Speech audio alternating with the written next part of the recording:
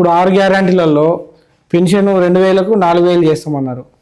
4000 అయిందని ఇంకా పెన్షన్ సంక్రాంతి తర్వాత 26 జనవరి నుంచి అదే కదా రేషన్ కార్డు నుంచి స్టార్ట్ చేస్తాం. ముందు రేషన్ కార్డులు లేవు. ఎందుకంటే ఈ 10 సంవత్సరాల్లో కేసీఆర్ ఎప్పటి నుంచి పాలన మొదలు పెట్టిండో టీఆర్ఎస్ ప్రభుత్వం వచ్చిందో అప్పటి నుంచి ఇప్పటి వరకు రేషన్ కార్డు అనేది కొత్త రేషన్ కార్డు రాలేదు. ఒక్కటి కూడా రాలేదు. ఇప్పుడు కరెక్టే కిరణ్ కుమార్ రెడ్డి ఉన్నప్పుడు ఇచ్చారు. ఒకటి సార్ కిరణ్ కుమార్ రెడ్డి ఉన్నప్పుడు వచ్చిన రేషన్ కార్డులే తప్ప ఈ 10 ఇయర్స్లో ఇప్పటి వరకు కొత్త రేషన్ కార్డు లేదు.